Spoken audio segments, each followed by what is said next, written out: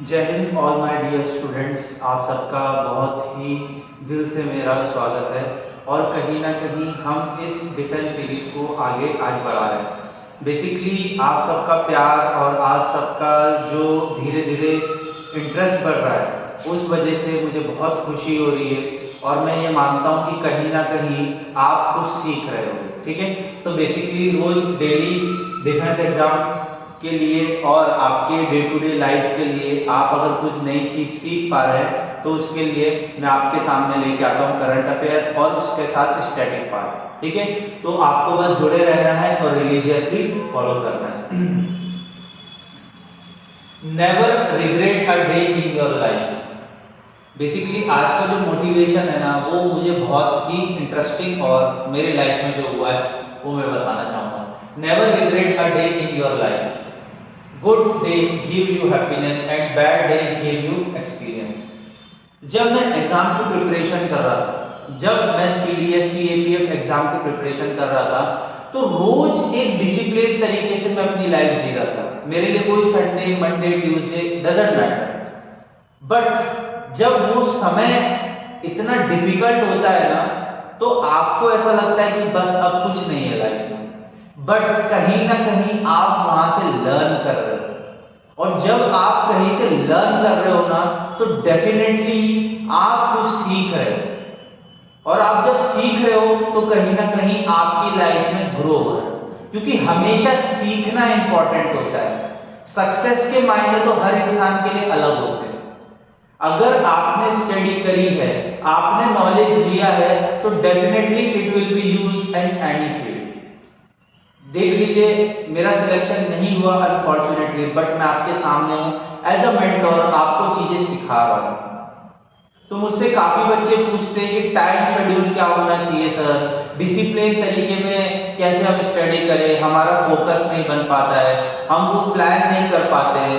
तो कहीं ना कहीं आज वो भी डिस्कस करेंगे। थोड़ा सा सेशन लंबा हो सकता है तो बने रहिए। और बेसिकली इस जो PDF है, बेसिकली करंट अफेयर तो है पर स्टैटिक पार्ट्स भी मैं लेके आ रहा हूँ। ठीक है, तो आगे चलते हैं।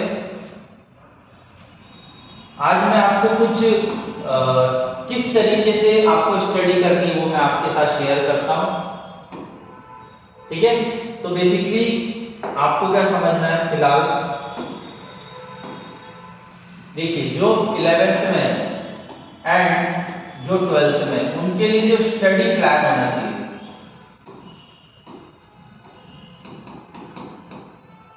वो बेसिकली कैसा होना चाहिए। देखिए मॉर्निंग में आप एनी हाउ 6 AM तक तो उठ जाइए। बेसिकली आप मॉर्निंग में 6 AM तक तो आपको उठना है। ठीक है, एनी हाउ। उसके बाद आपका जो मॉर्निंग रूटीन है वो आप फॉलो करिए। ठीक है, उसके बाद आपको अप्रोक्सीमेटली टाइम देता हूं मैं 9 बजे से 9 AM से लेके आप 11 AM तक क्या करोगे।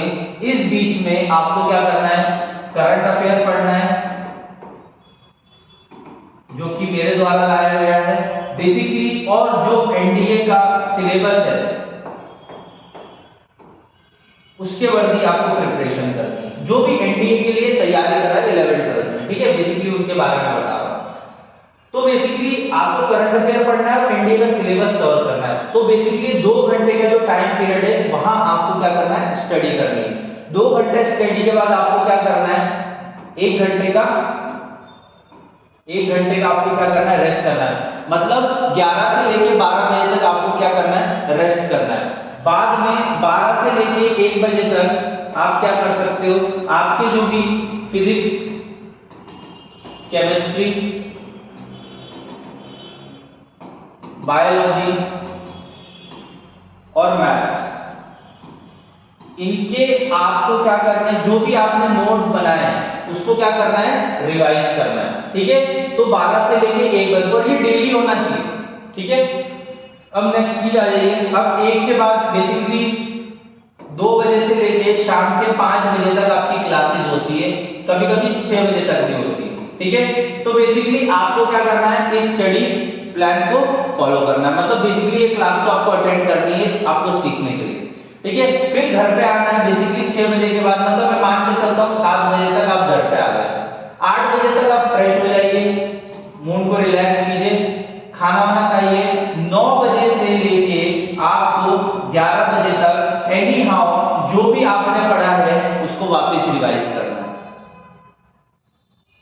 चाहे वो एनडीए का सिलेबस हो, चाहे करंट अफेयर हो, चाहे आपको क्या करना है, आपका फिजिक्स केमिस्ट्री बायोलॉजी है उसके न्यूमेरिकल सॉल्व करने हैं, कहीं ना कहीं अगर इसी तरीके से आप 6 to 8 आवर स्टडी कर लेते हैं, 6 to 8 आवर आप स्टडी कर लेते हैं, तो मैं आपको गारंटी देता हूं आप निश्चित तौर पे कहीं ना कहीं सफल हो जाएंगे। आपका जो मकसद है, आपका जो एम है, वो कहीं ना कहीं फुलफिल हो जाएगा। अब ये उन बच्चों के लिए जो कि इंटीग्रेटेड है, जो घर पे है। कॉलेज वालों के लिए ये नहीं है, कॉलेज वाले को अपनी तरीके से खुद प्लान बनाए, ठीक है। क्यों? बेसिकली उनको इतना स्टडी आवर तो देना ही पड़ेगा। देखिए कॉलेज जाके आप वहां से अगर कुछ लर्न कर रहे हो तो वो तो बेस्ट है, बट वहां जाके आप टाइम पास कर रहे हो तो it's be a lack of time to lose yourself, ठीक है। तो आपको समझना पड़ेगा कि कहीं ना कहीं ये सारी चीजें आपको इस तरीके से फॉलो अप करनी, और आपको याद रखना 6 आवर से ज्यादा या 7 आवर से ज्यादा आपको सोना नहीं है। अगर आप इससे ज्यादा सो रहे हो और इससे ज्यादा थकावट फील कर रहे हो तो बेसिकली आप मानिए कि स्टडी के लिए आप कंफर्टेबल नहीं हो। तो आपको पहली चीज करंट अफेयर मेरा वीडियो देखना है, उसके पीडीएफ वगैरह टेलीग्राम पे से ले लेने, रिवाइज करना है और कहीं ना कहीं नोट्स बना लेना है, ठीक है। आपका दोपहर का जो शेड्यूल है उसको फॉलो करना है, मॉर्निंग का शेड्यूल बता दिया है, इवनिंग में सोते हुए एक बार रिवाइज करना है। इट्स अ बी प्रैक्टिकल आपका स्टडी प्लान है, इसमें कोई एडिशन सब्ट्रैक्शन आपको करना है आप कर सकते हो आपके हिसाब से, बट 6 to 8 आवर का स्टडी प्लान एक 11-12 के बच्चों के लिए होना चाहिए, और ये बेसिकली मैं एनडीए वालों के लिए बता रहा हूं, ठीक है। तो आई होप सो आपको ये चीजें समझ में आई होगी।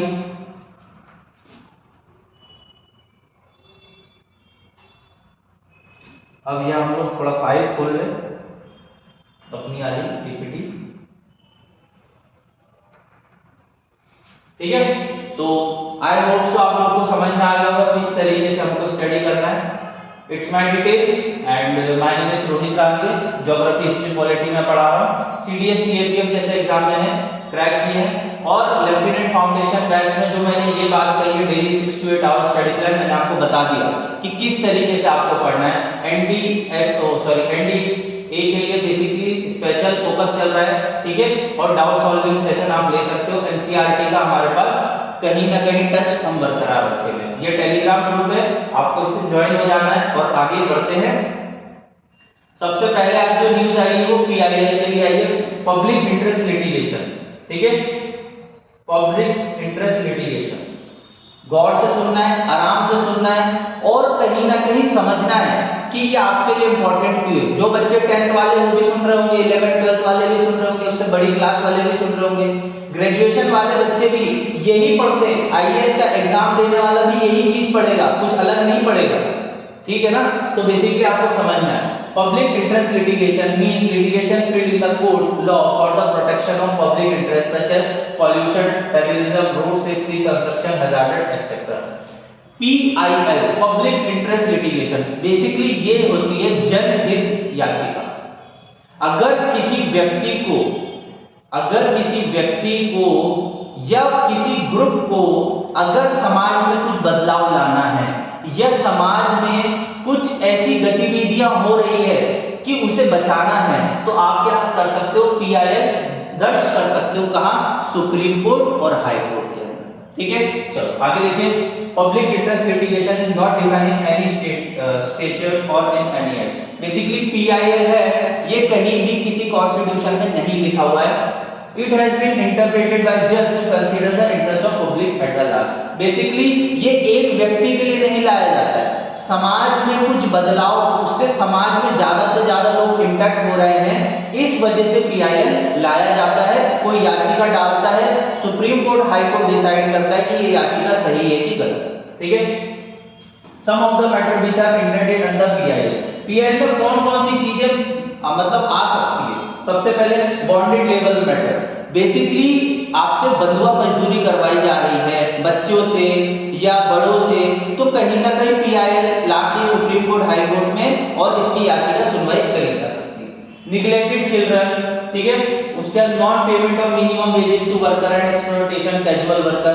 बेसिकली काम उससे 12-16 घंटा कराया जा रहा है, वेजेस दिया जा रहा है 8 घंटे का, तो कहीं ना कहीं इसके लिए भी लाया जा सकता है। एट्रोसिटी ऑन वुमेन, अत्याचार, वुमेन्स के ऊपर अत्याचार हो रहा है। Environmental pollution and disturbance of ecology balance, मतलब आप मान सकते हैं कि इन्वायरमेंट में कुछ ऐसी हजार्डस चीजें हो रही है, उसके लिए भी लाया जा सकता है। फूड अडल्ट्रेशन, मतलब खाने में मिलावट हो रही है, क्योंकि समाज में इंपैक्ट डालेगा ना, कहीं ना कहीं देश में हमारे इंपैक्ट डालेगा। Maintenance of heritage and the culture, basically जो हमारे मतलब बोल सकते हैं कल्चर और हेरिटेज, मतलब हिस्ट्री वाली चीजें हैं, मोनामेंट्स हैं, उनको भी सेव करने के लिए क्या किया जा सकता है, पीआईएल लाया जा सकता है। तो आई होप सो यहाँ तक चीजें समझ में आई होगी। आगे बढ़े।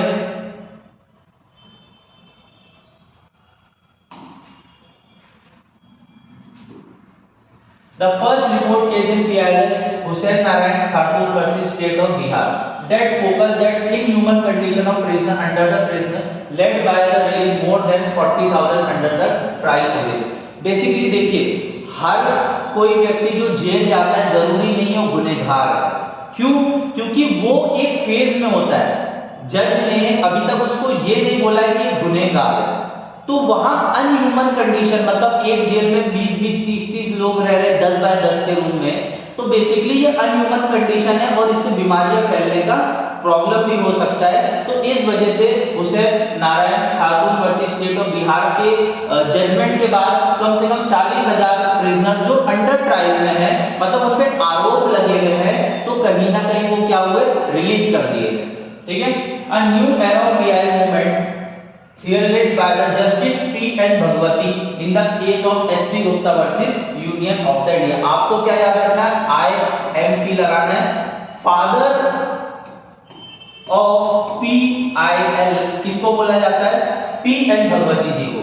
Justice P.N. भगवती जी ने सबसे पहले पिटीशन सुना और यही क्या लेके आए थे इंडिया में, PIL का सिस्टम।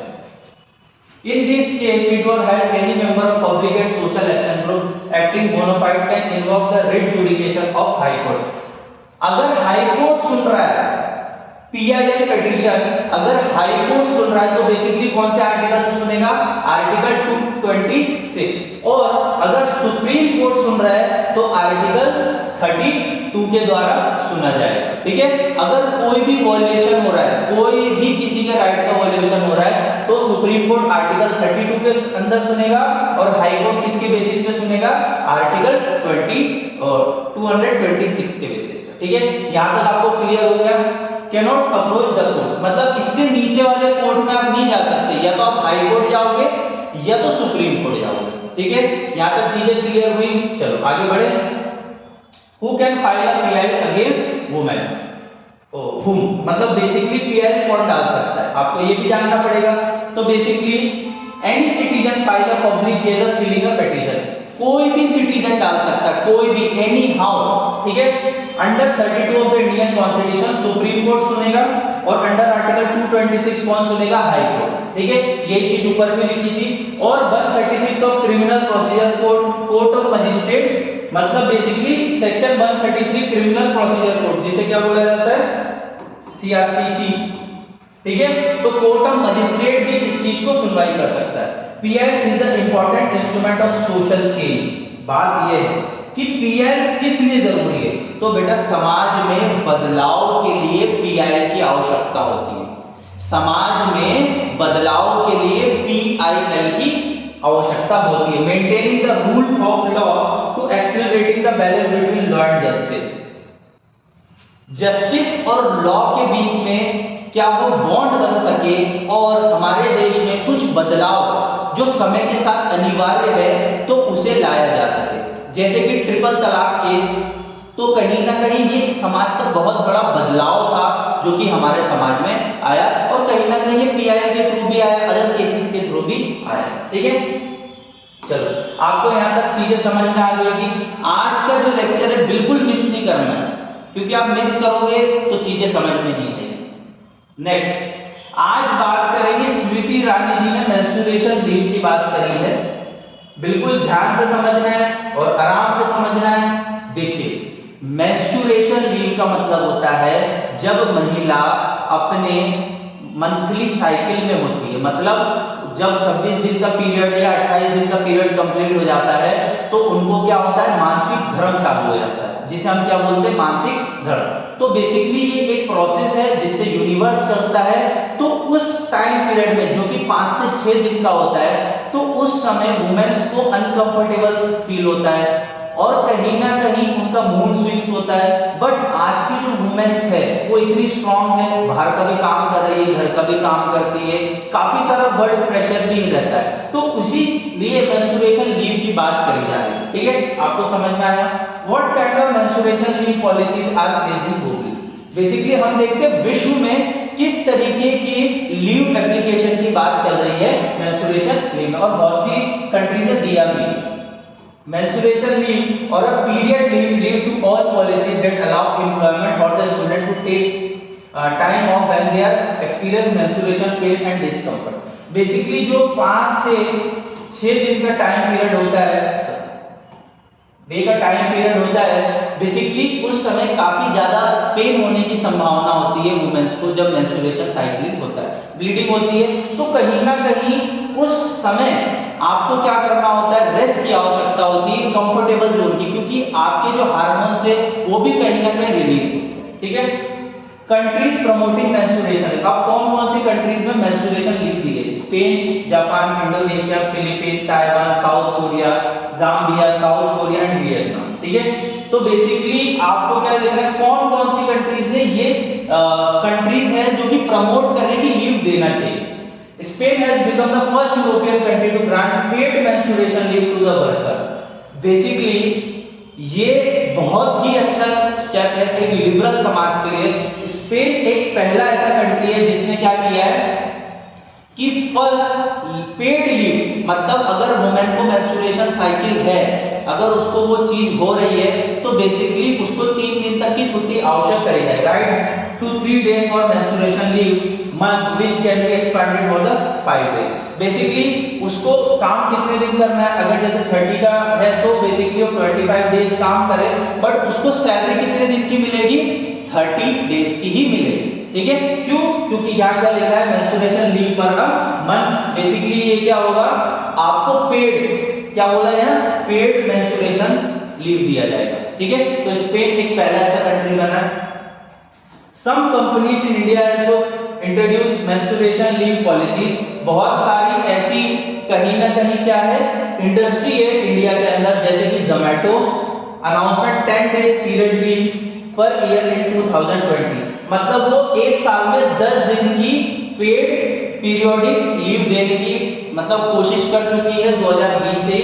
और अदर कंपनी जैसे Swiggy, Byju's also following the suits. ठीक है, तो इंडिया में इस तरीके का सिनेरियो। आगे बढ़े, समझ में आई चीजें कि मेंस्ट्रुएशन लीव क्यों आवश्यक है हमारे समाज में।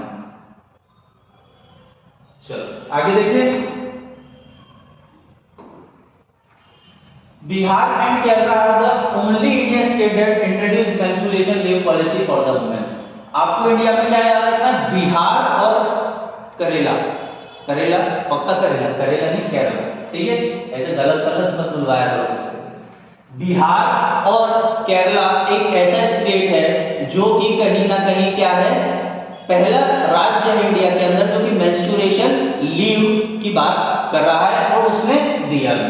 ठीक है, parliament has seen attempt to introduce menstruation leave and menstruation health product bill, they have been successfully so far. Basically menstruation leave के बारे में हर सेक्टर में कोई एक्ट, कोई पार्लियामेंट ला रही है जिसके वजह से क्या होगा, ये कंपलसरी हो जाएगा कि वुमेन्स को पीरियोडिक लीव मिल सके।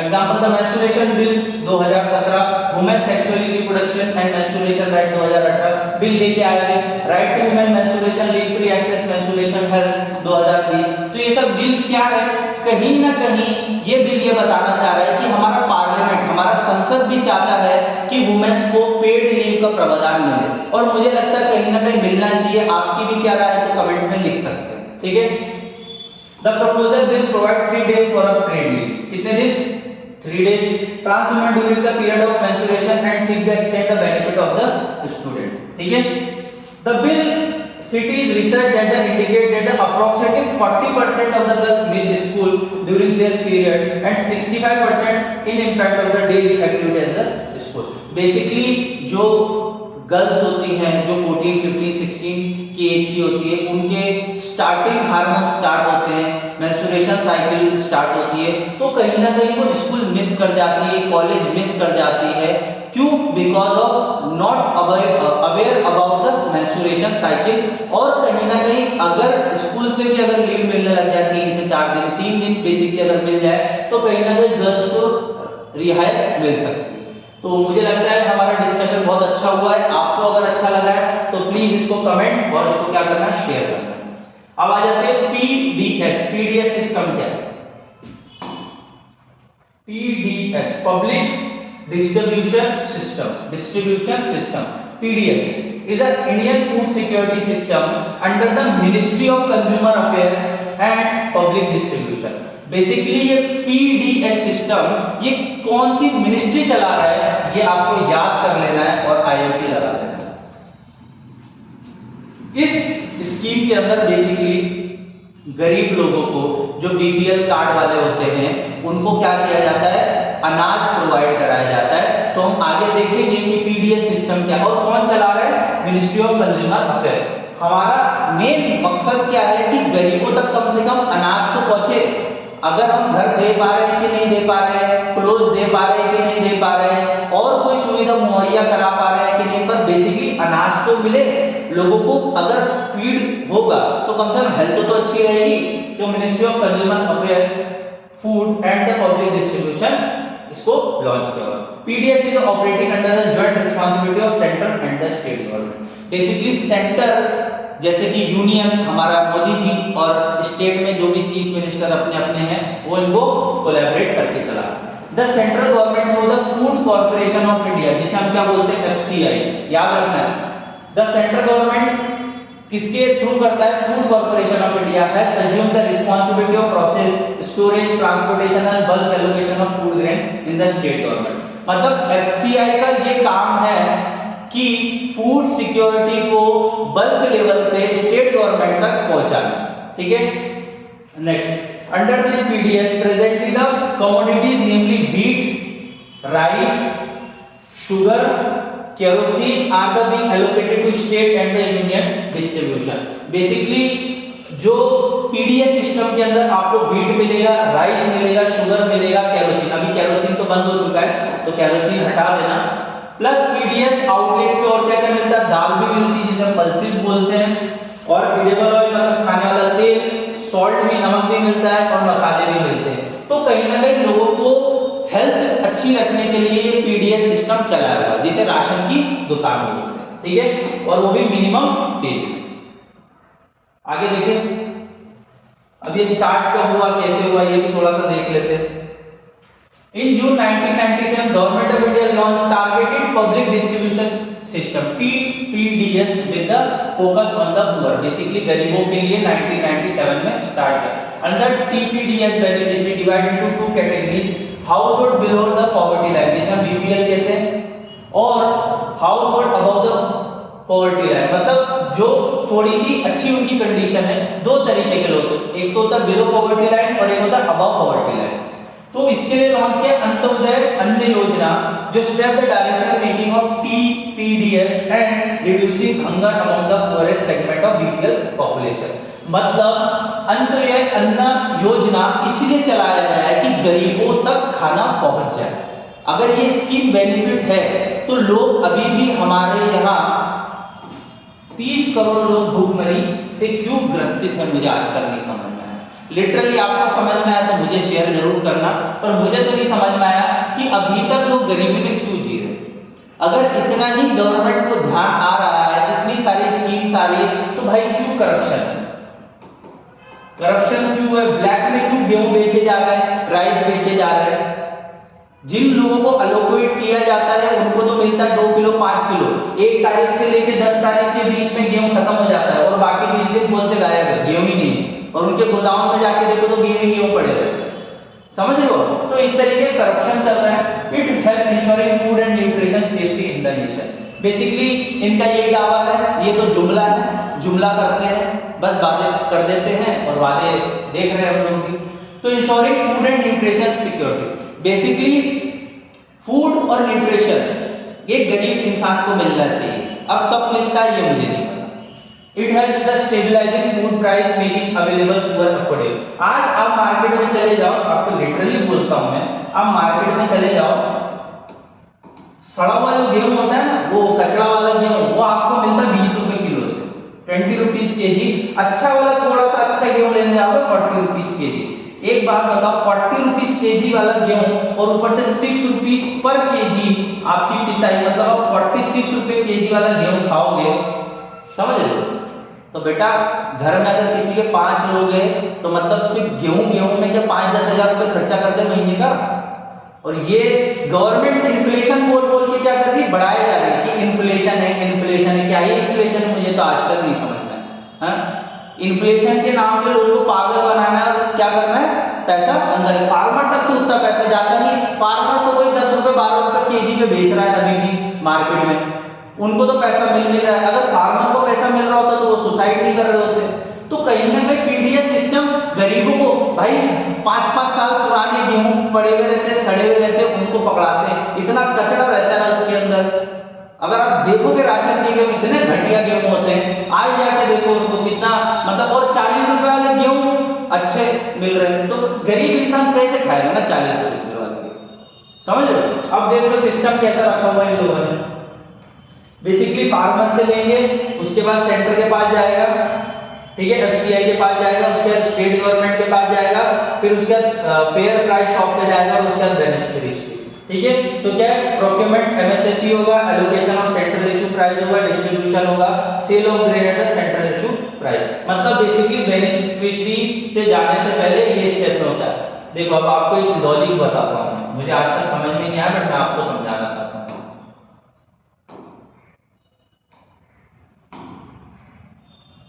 बहुत इंटरेस्टिंग चीज जो मैं समझ पाया, भाई किसान 10 रुपए किलो से गेहूं बेच रहा है, सेंटर के पास आ रहा है, सेंटर से स्टेट गवर्नमेंट के पास आ रहा है, फेयर प्राइस इंडेक्स के पास मतलब लेके आ रहा हूं, इसके बाद ये 2 रुपए किलो पे गेहूं दे रहे, चलो मैं एग्री विद एफसीआई, मतलब फार्मर से ये लोग खरीद रहे 10 रुपए किलो और गरीब बीपीएल फैमिली को दे रहे कितना, 2 रुपए किलो में। पर मैं ये पूछना चाह रहा हूं कि बेसिकली इतने सड़े हुए गेहूं क्यों आते हैं, मतलब किसान इतने सड़े हुए गेहूं उगाते हैं। और यही अगर आप मार्केट में चले जाओ, 40 रुपए किलो वाले गेहूं जो होते हैं अच्छे दिखते हैं, खाने में भी टेस्ट अच्छा आता है, पर मुझे ये नहीं समझ ये वाले गेहूं इन लोगों को क्यों नहीं मिलते कम दाम में। इनको भी हक नहीं है क्या, ये क्या कचड़े ही खाएं? चावल देख लो, ऐसे सड़े हुए चावल रहते हैं, गोदाम में पड़े हुए रहते हैं, पर ये लोग क्या करते हैं, देते नहीं है जल्दी, और वो क्या हो जाता है, खराब होकर फिर इन लोग को बांटा जाता है। अब बताओ न्यूट्रिशन कहां से आएगा, मुझे एक बात बताओ भाई, ये बात कर रहे हैं न्यूट्रिशन सिक्योरिटी की, भाई कहां से न्यूट्रिशन आ जाएगा? कौन से एंगल से समाज में न्यूट्रिशन दिख रहा है? मुझे तो किसी भी एंगल से नहीं दिख रहा है। आज भी रोड पे चले जाओ, गरीब बच्चे बैठे रहते हैं, भीख मांग रहे रहते हैं, कहां ही न्यूट्रिशन है? स्टंटिंग बच्चे पैदा हो रहे हैं, हाइट कम है, न्यूट्रिशन नहीं है, ओबेसिटी किसी को क्या है, आप समझ लो तो न्यूट्रिशन वैल्यू है क्या? मैं तो वही नहीं समझ पा रहा। चलो तो थोड़ा क्रिटिसाइज ज्यादा हो गया आज, वर्ड टू टॉपिक रहते हैं, ठीक है, पर क्रिटिसाइज करना भी आवश्यकता है। भाई जिस तरीके से बातें लिख रही है, अंत्योदय अन्न योजना, भाई कौन सी योजना चल रही है मुझे तो आज तक ही समझ में नहीं आया। आप कितनी योजनाएं जानते हो? मुझे तो मुझे ये भी नहीं पता, मैं ही नहीं जाना तो आपको क्या, मुझे नहीं पता कितनी पता होगी। चलो आ जाते हैं भाई, साइंस का टॉपिक है 10th एनसीईआरटी के लिए, ठीक है। Basically acid base and salt है, एनडीए वाले रट लो, घोट लो, पी लो, यहाँ से क्वेश्चन मिलेगा, डेफिनेटली मिलेगा। चलो acid are the sour taste, acid का क्या रहता है, टेस्ट सोर, ठीक है। The colour of blue litmus, मतलब एसिड को चेक करना तो ब्लू लिटमस से करोगे और ये क्या हो जाएगा, रेड बन जाएगा। भाई बेस है बिटर, ठीक है, और कलर इसका क्या होगा, रेड से क्या हो जाएगा, ब्लू हो जाएगा। याद क्या रखना है कि जो एसिड है उसका जो टेस्ट होता है सोर होता है, मतलब खट्टा, ठीक है। एसिड का टेस्ट क्या होता है, खट्टा होता है, और जब इसको लिटमस पेपर पे डाला जाएगा तो ये ब्लू से क्या हो जाएगा, रेड हो जाएगा, ठीक है। एसिड ब्लू से रेड। बेस क्या होता है, बेस होता है बिटर, मतलब बोल सकते हैं कड़वा, ठीक है। And change the colour of red litmus to blue, ठीक है, रेड से क्या हो जाता है, ब्लू हो जाता है, ठीक है। यहां तक चीजें समझ में आई। अब थोड़ी chemical property of acid and base देख लेते हैं। Reaction with the indicators such as litmus and the phenolphthalein help to recognize the nature of substance, acid or the base by the change in the color। दो चीजें use करी जाती है acid और base जानने के लिए, लिटमस और फिनोल्फिनेथिन। ठीक है, याद रखना है क्या क्या किया जाता है। एक तो फिनोल्फिनेथिन और लिटमस, इससे आप क्या जान सकते हो कि कोई चीज एसिड है कि बेस है। ठीक है, अब और सुनते जाओ। Reaction with the metal, reaction with the metal, अगर एसिड रिएक्ट कर रहा है किसी मेटल के साथ, hydrogen gas is involved and the corresponding salt is form. Basically अगर एसिड रिएक्ट कर रहा है मेटल के साथ, हाइड्रोजन गैस क्या हो जाएगी, उसके अंदर मिल जाएगी एंड द करस्पॉन्डिंग सॉल्ट क्या हो जाएगा, फॉर्म हो जाएगा। बेसिकली क्या हो जाएगा, सॉल्ट बन जाएगा। ठीक है, फिर याद रखना एसिड अगर मेटल के साथ रिएक्ट करेगा तो हाइड्रोजन गैस क्या होगी, इसमें मिल जाएगी और क्या बन जाएगा, सॉल्ट बन जाएगा। बस ठीक है, यहां तक समझ में आया। चलो, the reaction of metallic oxide, बिल्कुल गौर से सुनना, बहुत इंपॉर्टेंट है, रट लेना भाई। जो एनसीईआरटी नहीं पढ़ सकता मैं फ्री में पढ़ा रहा हूं, पढ़ लो। हर कोई माँ बाप अफोर्ड नहीं कर सकता सीबीएसई, तो पढ़ लो फ्री में। The reaction of metallic oxide with acid, metallic oxide react with acid to give salt and water. Metallic oxide अगर रिएक्ट करेगा तो क्या देगा, salt and water. Similar to the reaction of bases and acid, metallic oxide set the basic oxide. अगर bases से करेगा तो क्या देगा, बेसिक ऑक्साइड, जिसे हम metallic oxide plus acid is called salt and the water. ठीक है, सब लिखा हुआ है, निश्चित तौर पे पीडीएफ मिलेगा, वहां से पढ़ लेना। ठीक है, strength of the acid or the base solution, the strength of acid and the base depend on the number of H ions। आपको अगर पता लगाना है कितना स्ट्रॉन्ग एसिड है और कितना स्ट्रॉन्ग बेस है, तो H आयन और OH माइनस आयन प्रोड्यूस करने की वजह से आपको पता चल जाएगा। ठीक है, H प्लस आयन और OH minus ion. Strong acid give the more than plus ion, यही बात हुई थी, strong acid H plus ion होगा, weak acid get less H plus ion. ठीक है, स्ट्रॉन्ग एसिड में H प्लस आयन होगा और वीक एसिड में क्या होगा, H प्लस आयन जो होगा वो लेस होगा। ठीक है, वहां मोर होगा और यहां लेस होगा। The higher hydronium ion concentration the lower is pH value. अब ये बहुत इंपॉर्टेंट है और समझ के पढ़ना, बिल्कुल समझ के पढ़ना। क्या, द हायर हाइड्रोनियम कॉन्सेंट्रेशन, मतलब ये हाइड्रोजन कॉन्सेंट्रेशन क्या है, हायर है, तो उसका पीएच लेवल क्या होगा, कम होगा। हाइड्रोजनिक आयन जो है अगर ज्यादा होंगे तो क्या होगा, पीएच लेवल कम होगा। A neutral solution has pH of extremely 7, ठीक है, while acidic solution has pH of less than 7 and basic solution has a pH of more than 7। Basically यहाँ क्या बोलना चाह रहा है, जो एसिड सॉल्यूशन है उसका pH लेवल 7 से कम होता है। एसिड का जो सॉल्यूशन है वो 7 से कम होता है pH लेवल, और बेसिक का क्या होता है, 7 से ज्यादा होता है। ठीक है, यहां तक चीजें समझ में आई। The human body work the pH range of 7 to 7.8। Human body pH कौन सा लेवल पे रखती है, 7 to 8, मतलब ये बेसिक पे रखती है, neutral 7 to 7.8, basic to neutral. When the pH of rainwater is less than 5.6, घोट के पीना, घोट के पीना, घोट के पीना। एसिड रेंज जो होता है उसका पीएच लेवल क्या होता है, 5.6, मतलब एसिड 7 से नीचे गया तो क्या हुआ, एसिड हुआ 5.6। ठीक है, चलो यहां तक चीजें समझ में आई, आगे बढ़ते हैं। बिल्कुल सुनते जाना और बिल्कुल समझ में आ जाएगी। पीएच अवर डाइजेस्टिव सिस्टम, अपने डाइजेस्टिव सिस्टम पाचन तंत्र में HCl होता है, ये तो आपको पता होगा। The stomach produce hydrochloric acid, भाई हाइड्रोक्लोरिक एसिड हमारे डाइजेशन को हेल्प करता है। ठीक है, यहां तक समझ में आया। Next, during indigestion the stomach produce too much acid, अगर आपका पाचन नहीं होगा तो एसिड ज्यादा रिलीज हो जाएगा। The cause pain and irritation, मतलब पेट दुखने लगता है। To reduce the pain people use basic called antacid. आप जो मार्केट में पिंक कलर की, व्हाइट कलर की बॉटल लाते हो जिसका नाम एंटासिड होता है, कहीं ना कहीं वो आपके HCl को कम करने की कोशिश करता है। मतलब जो एंटासिड लाते हो वो कैसा होता है, बेस फॉर्म का होता है। किस फॉर्म का होता है, बेस फॉर्म का। ठीक है, यहां तक समझ में आई, बिल्कुल नोट लेना है। Antacid such as magnesium hydroxide, भाई घोट के पी लो। एंटासिड में क्या होता है, मैग्नीशियम हाइड्रोक्साइड, जो कि बेस होता है, मैंने अभी बताया। न्यूट्रलाइज द एक्सिस एसिड, भाई एंटासिड में क्या होगा, मैग्नीशियम हाइड्रोक्साइड। आप जाके सर्च कर लेना, बॉटल खरीद लो, देख लेना, उसमें लिखा होगा मैग्नीशियम हाइड्रोक्साइड, ठीक है। Neutraliser axis amount, pH causes tooth decay, मतलब आपके दांत गिरने का, आपके मसूड़े खराब होने का जो पीएच लेवल होता है वो कहीं ना कहीं 5.5 होता है। Tooth decay start when the pH of mouth is lower than 5.5। अगर आपके मसूड़े और दांत 5.5 से नीचे चले गए पीएच लेवल पे तो आपके दांत गिरने लगेंगे। Toothpaste are generally basic form, आपके मुंह में रात में जब आप खाना खा लेते हो तो आपके मुंह में क्या होता है, सलाइवा जनरेट होता है, वो सलाइवा एसिडिक होता है, सलाइवा एसिड होता है। और जब आप टूथपेस्ट करते हो तो it will be a basic nature, और ये क्या करता है, neutralise the acid and prevent the tooth decay. इसलिए कहते हैं ब्रश करना 2 बार अनिवार्य है, दिन में 1 बार से लेके 2 बार आपको ब्रश करना चाहिए। तो आई होप तो यहां चीजें क्लियर हो गई होगी। चलो यहां पढ़े, the salt from the combination of hydrochloric acid sodium hydroxide solution called sodium chloride, जो कॉम्बिनेशन हाइड्रोक्लोरिक एसिड बना रहा है और सोडियम हाइड्रोक्साइड बना रहा है उसको क्या बोलते हैं, सोडियम क्लोराइड। उसको क्या बोला जाता है, sodium chloride. It is used in food is called common salt. Common salt को क्या बोला जाता है, सोडियम क्लोराइड, जिसे क्या बोला जाता है, हाइड्रोक्लोरिक एसिड और सोडियम हाइड्रोक्साइड से बनता है, उसे हम क्या बोलते हैं, कॉमन सॉल्ट, मतलब table salt.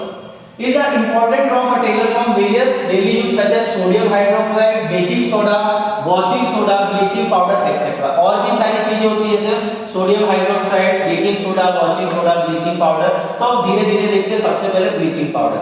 During the electrolysed sodium chloride chlorine produce bleaching powder by the action chlorine dry alkaline and major use। Basically जो आपका ब्लीचिंग पाउडर होता है किस लिए यूज होता है, water free from the germs. आपके घर में म्युनिसिपल कॉर्पोरेशन का पानी आता है तो कहीं ना कहीं आप उसमें देखेंगे कि ब्लीचिंग पाउडर मिला हुआ होता है, क्यों, because of water free of the germs. ठीक है, यहां तक समझ में आ गया।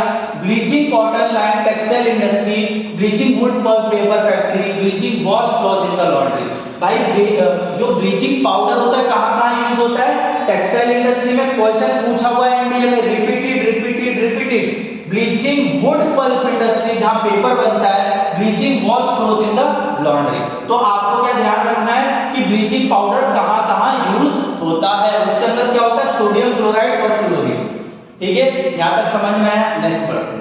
And the oxidisation agent mainly in chemical industry. Chemical industry में भी ऑक्सीडाइज एजेंट का काम करता है कौन, bleaching powder. I hope so आपको समझ में आ रहा होगा। नेक्स्ट वॉशिंग सोडा, इसके अंदर क्या होता है, sodium carbonate, heating cooking soda, crystallisation of sodium carbonate give washing soda. Basically sodium carbonate से क्या बनता है, वॉशिंग सोडा। बस आपको इतना याद रखना है। कहां कहां यूज होता है, ग्लास, सोप, पेपर इंडस्ट्री। कहां कहां, ग्लास, सोप और पेपर इंडस्ट्री। ठीक है। Manufacturing of sodium compound and borax, जो सोडियम कंपाउंड होता है उसके अंदर बोरेक्स के अंदर यूज किया जाता है क्या, washing soda. Use a cleaning agent of domestic purpose. भाई वॉशिंग जो सोडा है कहीं ना कहीं आप डिटर्जेंट में भी पाओगे, तो क्या होगा, क्लीनिंग एजेंट का काम करता है। It is removing the permanent hardness of the water. Water में जो हार्डनेस लेवल होता है, मतलब गंदा पानी हो सकता है, तो उसको भी हटाने का काम कौन करता है, आपका वॉशिंग सोडा। यहां तक चीजें समझ में आई, आई होप सो। मुझे लग रहा है कि आपको यहां तक चीजें समझ में आ गई होगी। आगे बढ़े। Plaster of Paris, plaster of Paris on heating of gypsum 373 kelvin पे। आप प्लास्टर ऑफ पेरिस, जिसे हम क्या बोलते हैं, पट्टी, जब आपको फ्रैक्चर हो जाता है तो पट्टी बांधते हैं ना व्हाइट कलर की, उसी को बोला जाता है प्लास्टर ऑफ पेरिस। मैं फिर बोल रहा हूं, एनडीए वाले बच्चे और जो भी 10th 11th 12th के मुझे सुन रहे हैं, कृपया करके ये नॉलेज आपको कहीं एनसीईआरटी का नहीं पढ़ाया जाएगा। प्लीज आपको फोकस में पढ़ना है और सीखना है। ठीक है। Plaster of Paris heating gypsum 373 kelvin lose the water molecule become calcium sulphate बन जाता है। फिर क्या बन जाता है? कैल्शियम सल्फेट हेमेटाइट, ठीक है। फिर क्या बनता है? Calcium sulphate hemihydrate. This is called plaster of Paris. मतलब जिप्सम, जिप्सम और कहां होता है? सीमेंट में भी पाया जाता है। क्यों सीमेंट में इसलिए पाया जाता है? सेटिंग। अगर सीमेंट आप डालते हो तो रात भर छोड़ते हो तो क्या हो जाता है? सेटिंग हो जाता है। वैसे ही प्लास्टर ऑफ पेरिस में कैल्शियम सल्फेट के साथ जिप्सम मिलाया जाता है 373 केल्विन। यहां तक चीजें समझ में आई? It is white powder and mixing with the water change the gypsum once again with the hard solid mass. It is used often in the plaster of Paris fracture bone in the right position. Basically ये इसलिए use किया जाता है, basically doctor use करते हैं plaster और surgery वगैरह में, ठीक है। यहां तक समझ में आया? आई होप सो, ठीक है। चलो आपके लिए बहुत इनिशिएटिव चीजें लेके आ रहा हूं मैं, बस आपका प्यार चाहिए, सपोर्ट चाहिए। जितना आप मुझे प्यार दिखाओगे, अपने चैनल को दिखाओगे, मैं बोल रहा हूं आपको इतना बढ़िया कंटेंट लाकर दूंगा ना, आपने कभी सोचा ही नहीं। The atmosphere of Venus is made of the thick white and yellowish cloud is called sulfuric acid. जो एटमॉस्फेयर है वीनस का, शुक्र ग्रह का, वो व्हाइट और येलोइश दिखता है। वहां का जो क्लाउड है वो किस वजह से दिखता है? सल्फ्यूरिक एसिड की वजह से। टूथ इनेमल, जिसे हम क्या बोलते हैं? कैल्शियम हाइड्रोफेराइड crystal form of calcium phosphate is the hardest substance in the body. हमारे बॉडी में सबसे हार्डेस्ट सब्सटेंस कौन सा है? हार्डेस्ट बोन कौन सा है? तो क्या है बेटा? Tooth enamel. IMP 50 बार पूछ चुका है। आपका बोन सबसे हार्ड नहीं है, आपका लिवर, किडनी, कुछ भी आपके बॉडी में सबसे हार्ड नहीं है। सबसे ज्यादा हार्ड क्या है? Tooth enamel, hardest substance. और ये किससे बना है? कैल्शियम हाइड्रोफेरेटाइड, ठीक है। समझ में आया आपको? आपका टूथ एनिमल किससे बना है? जिसे हम क्या बोलते हैं? मसूड़े। मसूड़े सबसे स्ट्रॉन्ग होते हैं हमारे बॉडी में, ठीक है। The beds of rock salt were formed when the sea biogas made it dry. Rock salt is mined like a coal. ठीक है, तो यहाँ तक मुझे लगता है आपको समझ में आ गया होगा। मैंने साइंटिफिक नॉलेज से उठाया है ये चार्ट, आप ही के लिए उठाया है कि आप पढ़ सको, समझ सको। पीएच लेवल देखो, समझना है आपको। ये पीएच लेवल सबसे पहले एसिड होता है, ये न्यूट्रल होता है और ये बेस होता है। एसिड मतलब 1 2 3 4 5 6 तक एसिड है, 7 न्यूट्रल है, 8 9 10 11 12 13 14। तो बेस क्या से लेके 8 से लेके 14 तक बेस है। अब आप सुनो और अच्छे से पढ़ो। यहां से क्वेश्चन 10 बार 50 बार रिपीट हो चुके हैं, बिल्कुल हो चुके हैं, ठीक है। गैस्ट्रिक जूस जिसे हम क्या बोलते हैं? HCl। हमारे पेट में जो एसिड बनता है उसका पीएच लेवल क्या है? 1। लेमन का कितना है? लेमन जूस का 2, मतलब लेमन जूस भी क्या है? एसिड है, ठीक है। पीएच लेवल क्या है? 2। एप्पल जूस मतलब जो एप्पल जूस मतलब हम क्या बोल सकते हैं? एप्पल के अंदर जो जूस होता है उसका क्या होता है? बेसिकली वो एसिड होता है, एसिड फॉर्म में होता है। तो एप्पल क्या होगा? 3। और वो कौन सा एप्पल? लाल वाला नहीं, हरा वाला एप्पल, ठीक है, जिसे हम विनेगर भी बोल सकते हैं। फिर आता है टमाटो। टमाटो के अंदर क्या होता है? ऑक्सैलिक एसिड होता है। तो बेसिकली ये क्या है? 4 नंबर पे, मतलब इसका जो पीएच लेवल वो क्या है? 4। ब्लैक कॉफी, ब्लैक कॉफी भी एसिड होती है, याद रखना। ब्लैक कॉफी का पीएच लेवल क्या है? 5। मिल्क आपसे 10 बार पूछ चुका है, मिल्क का पीएच लेवल क्या है? तो मिल्क का पीएच लेवल 6 में, ठीक है। प्योर वाटर, प्योर मतलब एकदम प्योर, तो उसका क्या है? न्यूट्रल है। प्योर वाटर का क्या है? न्यूट्रल है, ठीक है। एग, एग क्या आ गया? अब बेस में आ गया, ठीक है, बेसिक नेचर में आ गया। बेकिंग सोडा क्या आ गया? बेसिक नेचर में आ गया। हैंड वॉश क्या आ गया? बेसिक नेचर में आ गया। अमोनियम सॉल्यूशन क्या आ गया? बेसिक नेचर में आ गया। ब्लीच क्या हो गया? बेसिक नेचर में आ गया। तो कंसंट्रेशन सॉल्यूशन ऑफ अल्काइन, तो ये क्या आ गया? बेसिक नेचर में आ गया। तो आई होप सो आपको चीजें समझ में आई होगी। यहाँ से डेफिनेटली क्वेश्चन बनता है और आप इसको सॉल्व करके आओगे। तो मैं आशा करता हूँ आपको ये चीजें समझ में आई होगी। लेक्चर थोड़ा सा बड़ा हो गया हो तो अच्छी बात है, आपको समझ में आई होगी नई चीजें। और मैं आशा करता हूँ आप मुझसे ज्यादा से ज्यादा जुड़ेंगे। मेरा कंटेंट आपको पसंद आ रहा है तो प्लीज लाइक जरूर कर दिया करिए, और कमेंट तो आपको करना ही है, ठीक है। आ जाइए मुझसे पढ़ने के लिए, एनडीए के एग्जाम के लिए, और अदर कोई भी एग्जाम आप पढ़ना चाहते हैं मैं आपको मिलूंगा। आपका मेंटोर आपके साथ हमेशा है, और कहीं ना कहीं आपको भविष्य में आगे ले जाने के लिए मैं तत्पर हूँ। आपको अच्छा लगा तो थैंक यू वॉचिंग। और लाइक और शेयर आपको करना है। All my best.